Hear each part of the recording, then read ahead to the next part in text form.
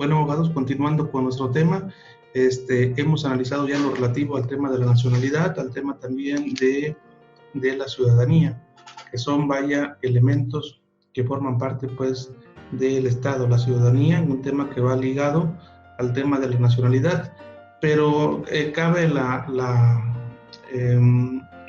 señalar, pues, vaya, existe la necesidad de diferenciar entre el tema de la nacionalidad y la ciudadanía, es decir, son temas que van relacionados, pero que cada uno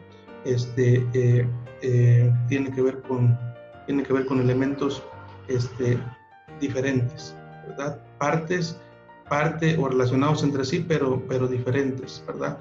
Podríamos decir que estableciendo una diferencia entre nacionalidad y ciudadanía, pudiéramos decir que la nacionalidad es la pertenencia a una nación, es decir, es el vínculo, ¿verdad? Como ya decíamos, el vínculo jurídico-político que une a una persona con un Estado, ¿sí? Es la pertenencia la pertenencia, pues vaya, a una nación, a un territorio, a un Estado.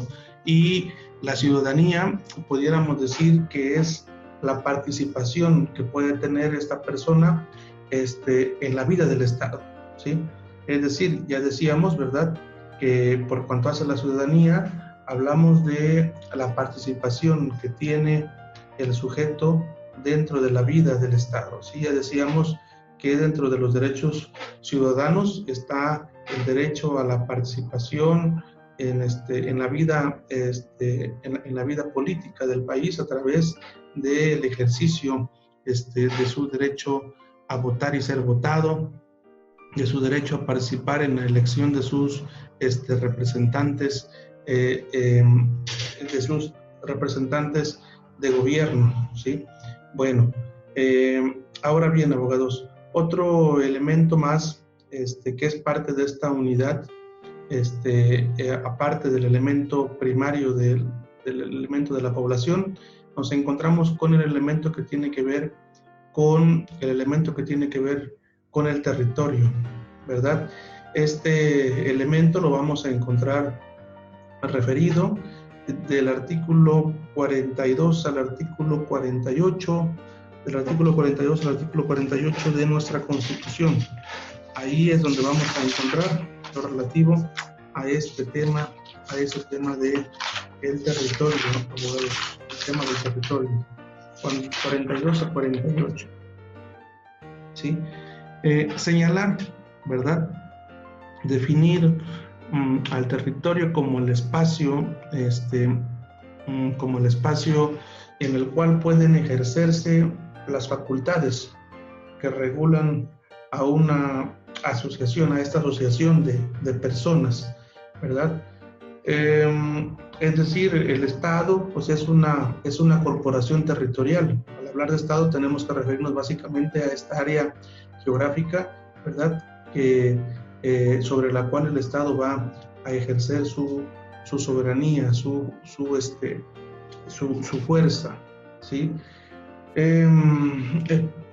Pudiéramos decir entonces que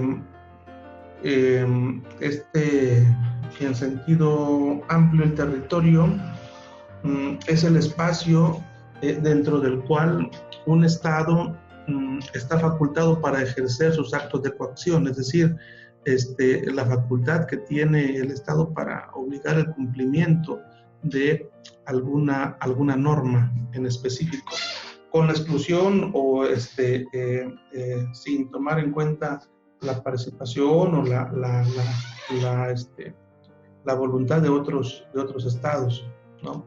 Entonces, el territorio nos va a señalar cuál es el área territorial sobre la cual se va a aplicar las facultades, el poder del Estado como tal. Sí, decíamos que en nuestra Constitución vamos a encontrar esta parte del artículo 42 al artículo 48. ¿Sí? Encontramos lo relativo a esta parte del territorio, este elemento territorial. Nos dice el artículo 42, dice: el territorio nacional comprende el de las partes que integran la federación. ¿sí?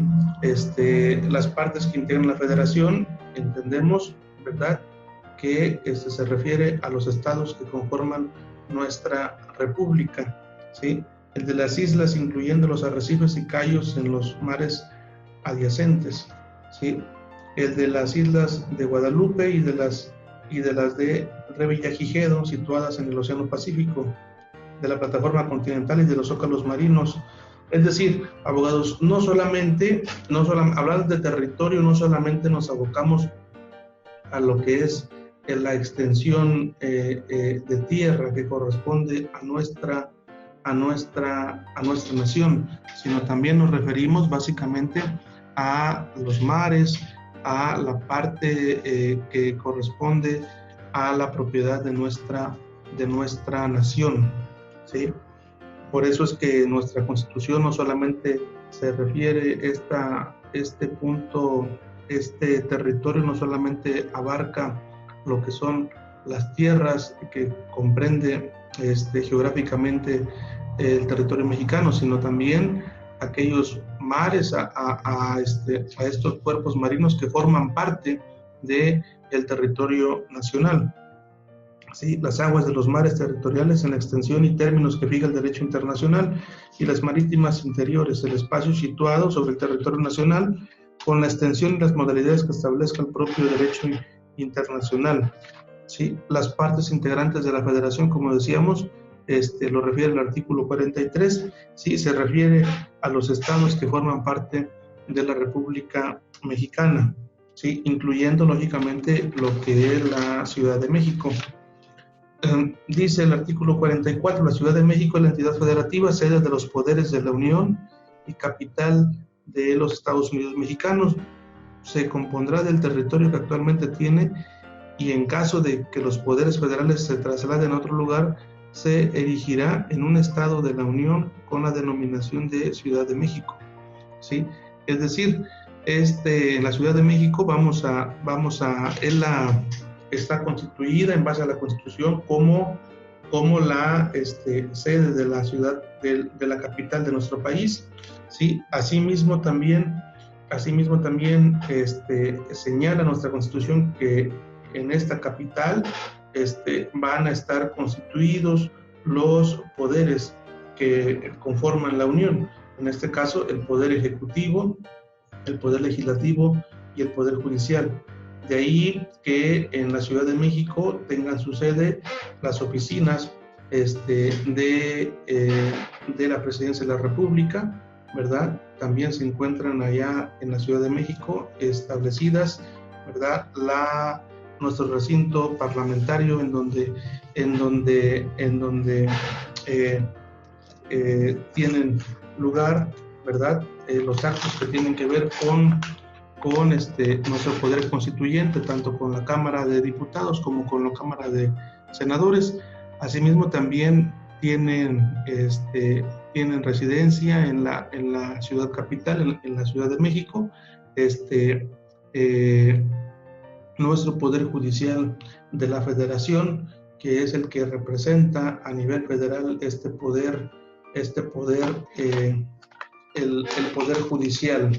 el poder judicial de la Federación, representado a través de el Poder Judicial de la Federación, ¿no?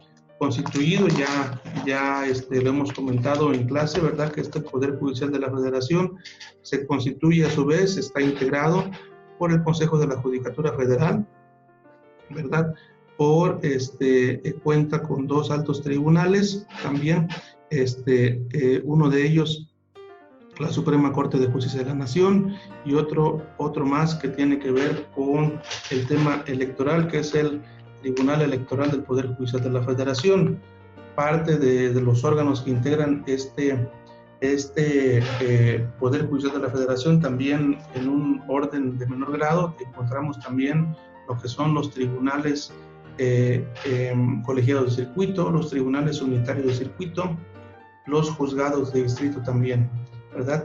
Bueno, es un tema que vamos a ver más adelante, pero solamente lo referimos para efecto de que ustedes tengan ilustración de que en la Ciudad de México es donde tienen su sede estos estos poderes de la Unión a que refiere el artículo 44, ¿sí? Los estados de la Federación conservarán la extensión y límites que hasta el día de hoy hayan tenido, siempre que no haya dificultad en cuanto a estos, ¿no? Se refiere a los límites que ocupan los estados de la Federación, ¿no? En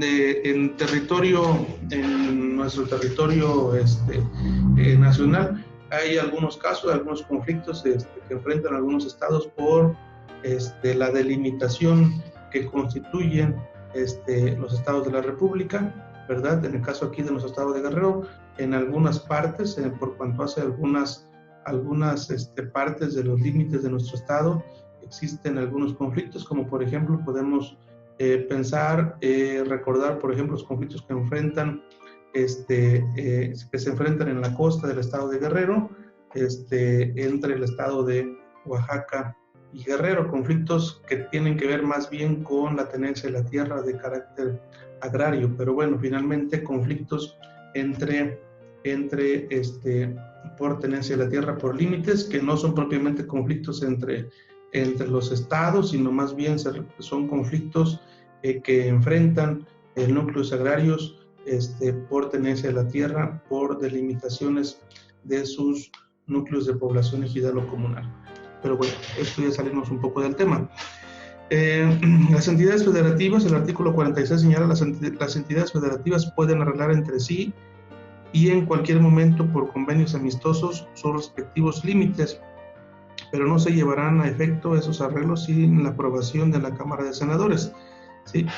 Recordarles, repito, no se me viene ahorita de momento a la mente algún conflicto entre estados de la República, más bien ahora en ocasiones los conflictos son por cuanto hace la competencia territorial, pero en el sentido de que la mayoría de esos conflictos se llegan a suscitar cuando existe alguna obligación, alguna omisión, ¿no? Y lo que intentan en ocasiones los estados es deslindarse, argumentando que está fuera de su jurisdicción territorial, y es ahí cuando llega a suscitarse algún conflicto. Pero conflictos como tal por la delimitación del territorio que comprenden cada uno de los estados, realmente como tal son muy pocos, si no es que nulos, ¿sí? El artículo 48 dice: las islas, los cayos y arrecifes de los mares adyacentes que pertenezcan al territorio nacional, la plataforma continental, los zócalos marinos de las islas, de los cayos y arrecifes, los mares territoriales, las aguas marítimas interiores y el espacio situado sobre territorio nacional dependerán directamente del gobierno de la Federación, con excepción de aquellas islas sobre las que hasta la fecha hayan ejercido jurisdicción los estados, ¿sí? Básicamente, abogados, este tema del territorio tiene que ver con todo el espacio, con todo el área que corresponde a la propiedad de la nación, ¿sí? De propiedad que en términos del artículo 27 constitucional vamos a ver que se va a delegar en favor también de los particulares, y a través también de lo que resta el artículo 27 se va a constituir, se van a crear lo que viene a ser la propiedad, la propiedad social, ¿sí? Bueno, vamos a cambiar de tema. Ya vimos lo relativo a el elemento de la población, al elemento del territorio, al elemento también de la ciudadanía, que es un elemento que va relacionado junto con el tema de la nacionalidad, ¿sí? Y vamos a abocarnos ahora, abogados, a la estructura política del Estado mexicano, ¿sí? Para ello, abogados, hay que analizar lo que establece el artículo 39 de nuestra Constitución, para ver lo relativo a este punto. Artículo 39. El artículo 39 dice: la soberanía nacional reside esencial y originalmente en el pueblo, ¿sí? Todo poder político dimana del pueblo y se instituye para beneficio de este. El pueblo tiene en todo tiempo el inalienable derecho de alterar o modificar la forma de su gobierno. Ya veíamos cuando estábamos analizando el tema referente a la población, que es uno de los elementos del Estado, el pueblo, la población. Esta población está conformada, ¿verdad? Está conformada por personas que dependiendo de su situación, es como van a participar, de su situación jurídica es como van a participar en la vida del Estado, ¿verdad? Analizábamos, decíamos que por cuanto hace al tema de la población, se van a intervenir algunos elementos, ¿verdad? Como es el tema de la nacionalidad, como es el tema de la ciudadanía. Y cuando hablábamos del tema de la nacionalidad ya veíamos, ¿verdad?, que esta nacionalidad, la nacionalidad en México, ¿verdad?, puede ser por nacimiento o por naturalización. Ya veíamos en qué casos opera una y otra. Pero básicamente, de este tema, del tema de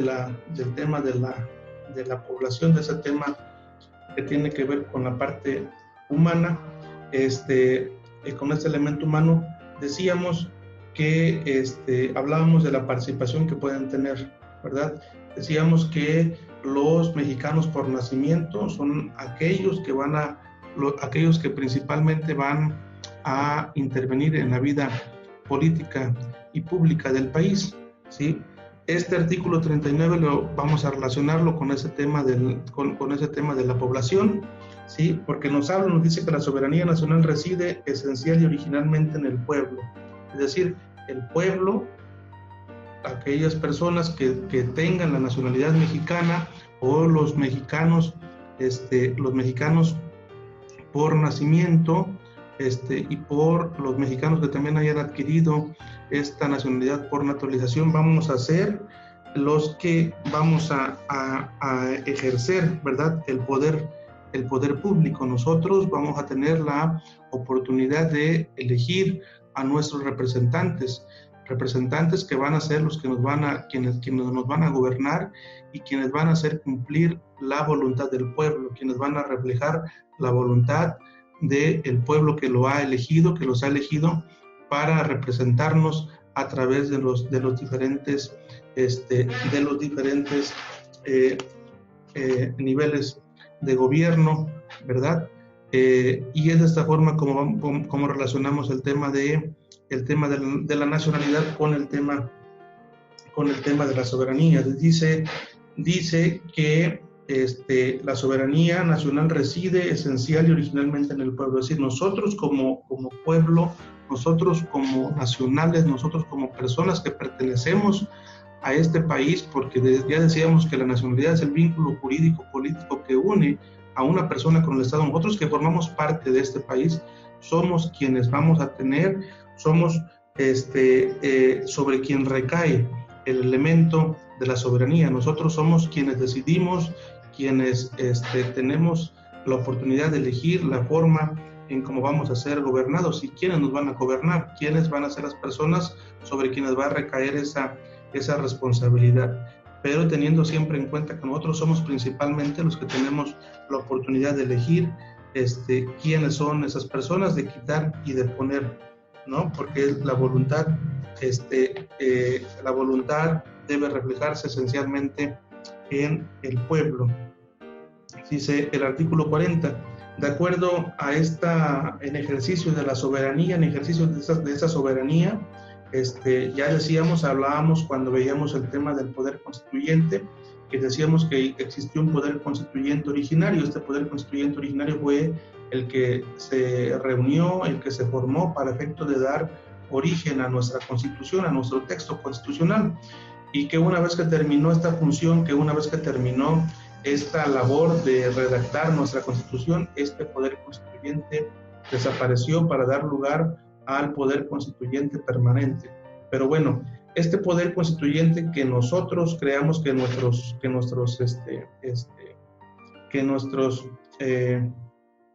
que nuestros pobladores, ¿verdad? Que las personas que formaban parte, que nuestros nacionales que formaban parte del Estado mexicano, constituyeron, crearon este cuerpo normativo.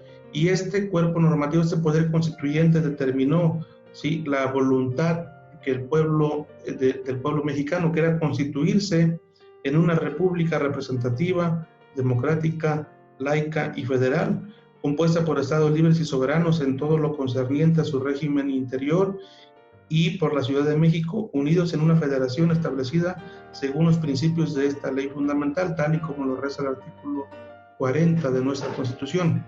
Es decir, abogados, decimos que el pueblo, que la soberanía recae esencialmente sobre el pueblo. Nosotros tenemos la oportunidad, ¿verdad?, de autodirigirnos. ¿Cómo nos vamos a dirigir? Bueno, a través de nuestros representantes que nosotros determinemos, que nosotros elijamos para la representación de los poderes de la Unión en sus diferentes niveles de gobierno. Ahora bien, dice el artículo 40 que esta voluntad, es decir, que el pueblo mexicano tiene la voluntad de constituirse, ¿sí?, en una república representativa, en una república democrática, en una república laica y federal, ¿verdad? Vamos a ir analizando parte por parte estos puntos, estos elementos de a qué refiere este artículo 40 de la Constitución, ¿verdad?, que tiene que ver con la estructura política del Estado mexicano. Es decir, ¿cómo es que está estructurado nuestro Estado mexicano? Bueno, nuestro Estado mexicano está estructurado, según lo establece el artículo 40, está estructurado en base a una república, ¿sí?, representativa, democrática, laica y federal. Para tales efectos habría que definir primeramente a qué se refiere con el término de república. ¿Por qué se constituye como una república? ¿Por qué nos constituimos como una república? ¿Por qué es una república? Porque es una organización de gobierno en la que el poder se deposita en ciudadanos que ocupan temporalmente un cargo, ¿sí? Ya decíamos que de acuerdo al artículo anterior, la soberanía reside esencialmente en el pueblo. Bueno, este pueblo va a tener la capacidad, la facultad para designar sus gobernantes. ¿Quiénes van a ser las personas que van a ocupar los puestos públicos, los poderes en base a los poderes que conforman la Unión? Es decir, nosotros vamos a determinar quiénes van a ser las personas que nos van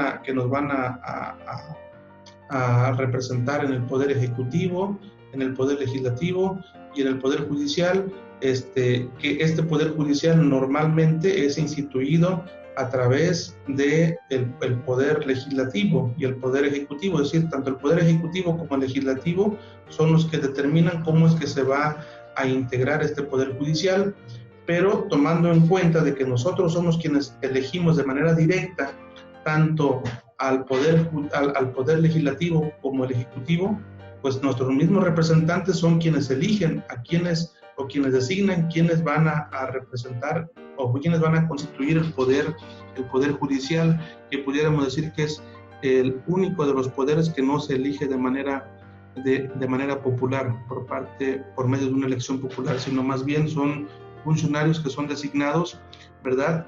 Que son designados por nuestros representantes legislativos y del Poder Ejecutivo. Son quienes eligen o quienes determinan quiénes van a ejercer, quiénes van a ocupar estos cargos. Bueno, ahora bien, decíamos que el artículo 40 refiere que el pueblo mexicano se va a constituir a través de una república, ¿sí? Es decir, los ciudadanos integrantes de los poderes no están facultados para quedarse en el puesto de forma definitiva, ¿verdad? Porque nuestra constitución establece el principio de renovación periódica de representación.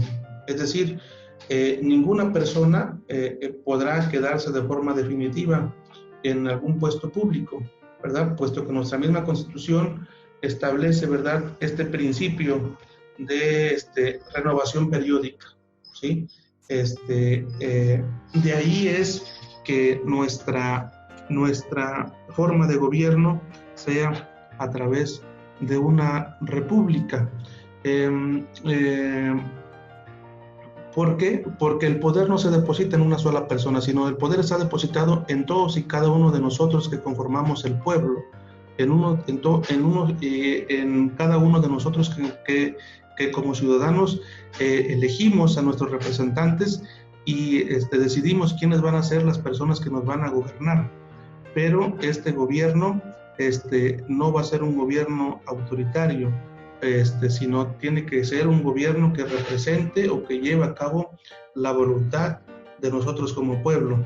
De ahí que nosotros al momento de elegirlo, lo elegimos para que dé cumplimiento a la forma en que se ha comprometido a gobernar, en la forma en que dice que va o se compromete a administrar nuestros recursos y a dirigir la rienda de nuestra nación. Es por eso que hablamos de que estamos constituidos a través de una república, es decir, el poder no está depositado en una sola persona, el poder está depositado en el pueblo y el pueblo tiene la facultad de designar quiénes van a ser las personas que lo van a representar, ¿verdad? ¿A través de qué? A través de nuestros derechos ciudadanos. Ya hablábamos que parte de nuestros derechos ciudadanos son precisamente el derecho a votar y ser votados. Así nosotros tenemos la oportunidad, el derecho de elegir quiénes van a ser los que nos van a representar en los poderes públicos, ¿sí? Habla de que aparte de que nos constituimos en una república, esta república debe ser representativa. ¿Por qué va a ser representativa? Es representativa porque la forma de gobierno, en esta forma de gobierno, nosotros se delega la soberanía a nuestras autoridades, a las personas que hemos elegido para que ellos nos gobiernen. Es decir, no se nos imponen, no se impone de forma autoritaria a un gobernante. Nosotros tenemos la oportunidad de poderlo elegir. Nosotros tenemos el derecho de elegir a nuestros representantes y estos representantes van a ser quienes nos van a representar. Referí, por ejemplo, que por cuanto hace a el Congreso de la Unión, está representado por dos cámaras, una Cámara de Senadores y una Cámara de Diputados. Dentro de estas cámaras nosotros vamos a ver reflejados, ¿verdad?, nuestros representantes populares. Es decir, nosotros a través de nuestro voto vamos a elegir a estas personas que van a constituir este Congreso de la Unión. Y este Congreso de la Unión, hablando a nivel federal, ¿verdad?, en él vamos a encontrar los representantes de cada uno de los estados, es decir, de manera proporcional y en base, ¿verdad?, al número de personas, ¿verdad?, que constituye cada uno de los estados, ¿verdad?, es como se van a repartir estos representantes, la forma en cómo se va a repartir el número de representantes que corresponde a cada estado, ¿sí?, en base al número de pobladores de cada estado de la República. Y es ahí en donde encontramos esta representación, es donde encontramos este elemento de la república representativa. Nosotros vamos a estar representados como pueblo a través de las personas que hemos elegido como nuestros gobernantes. En el caso del Congreso de la Unión, a través de nuestros diputados, a través de nuestros senadores, que libremente hemos elegido a través del ejercicio de nuestro voto ciudadano, ¿sí? Dice también que es democrático. ¿Por qué es democrático? ¿A qué se refiere con esta cuestión de que de que nuestra república sea también democrática? Este punto del tema democrático va ligado junto con la parte representativa que ya veíamos, ¿sí? A nuestro gobierno se le llama democrático porque la administración sirve a los intereses de la masa y no de una minoría, ¿sí? De acuerdo con nuestras leyes, todos somos iguales. Y en ese sentido, es que se entiende esta parte de la democracia. ¿Por qué? Porque, como comentamos, estos representantes, ¿verdad? Los vamos nosotros a elegir, pero previo a esta elección vamos a constituirnos de forma democrática. Nuestra Constitución establece también las bases, los principios para la constitución de los partidos políticos. Bueno, pues en esos partidos políticos es el derecho que nos otorga la Constitución para el ejercicio como tal de nuestra democracia, de el podernos constituir, asociarnos a estos partidos políticos para poder formar parte de este proceso de la democracia, de poder elegir a nuestros representantes y de vernos reflejados, ¿sí? La democracia tiene que ver con el hecho de que se busca un interés colectivo y no el interés de unos cuantos, ¿sí? Otro elemento más que encontramos es el hecho de que nos dice que esta república es laica, ¿sí? ¿Por qué es laica? ¿A qué se refiere con este tema de la laicidad? Bueno, ya veíamos en una clase anterior lo que establece el artículo 130 de nuestra Constitución, en donde nos señala el tema de la relación entre el Estado y la Iglesia, ¿no?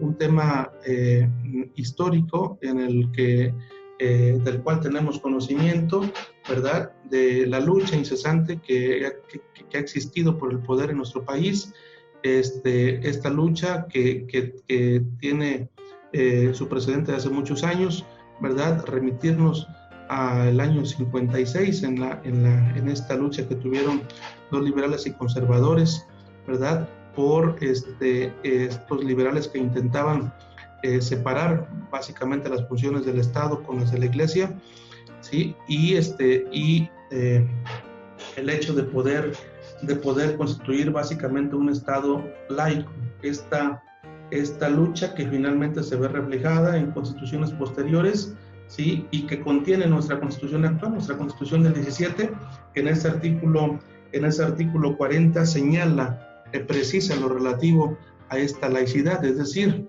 esta laicidad no tiene que ver con el hecho de que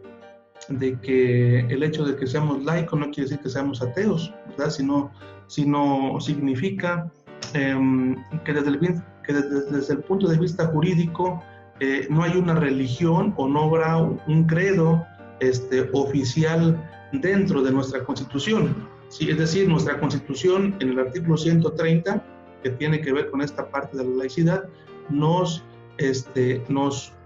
da la oportunidad nos garantiza nuestro derecho de libre asociación religiosa, es decir, nosotros podemos elegir la religión que nosotros quieramos porque nuestra Constitución no nos impone el hecho de que pertenezcamos obligatoriamente o que profesemos obligatoriamente alguna fe religiosa, sino podemos ejercer, predicar lo que mejor nos convenga, ¿verdad?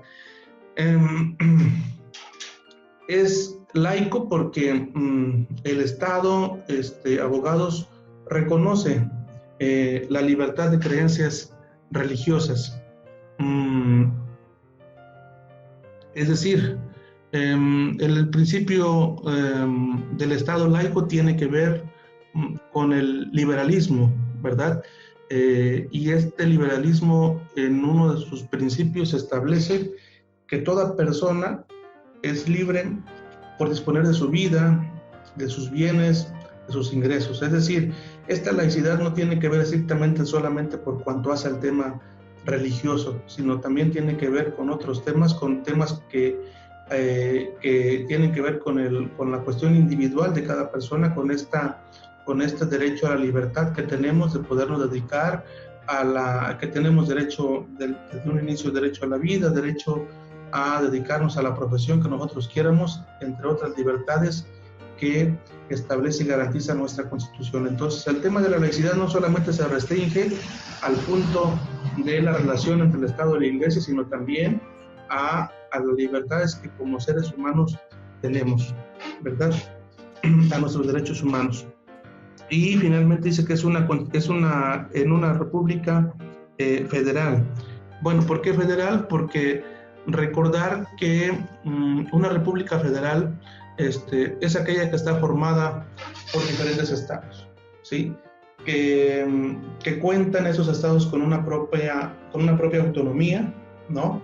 Una autonomía relativa, porque recordar que la Constitución también, ya lo veíamos en la clase anterior, que restringe a los estados. La misma Constitución les impone la forma en que habrán de constituirse a su vez. Tienen libertad, tienen ciertas libertades para efecto de crear sus propias leyes, pero estas leyes deberán de estar sujetas o tener como límite lo que establece nuestra Constitución, ¿verdad? Entonces, esto quiere decir que dentro de una misma república existen varios estados que disponen de sus gobiernos regionales y que en una determinada, tienen una determinada soberanía para efectos de poder regir sus propios actos internos, ¿sí? En base a lo que la Constitución les establece. Bueno, vamos a concluir hasta aquí esta parte de esta unidad número 4.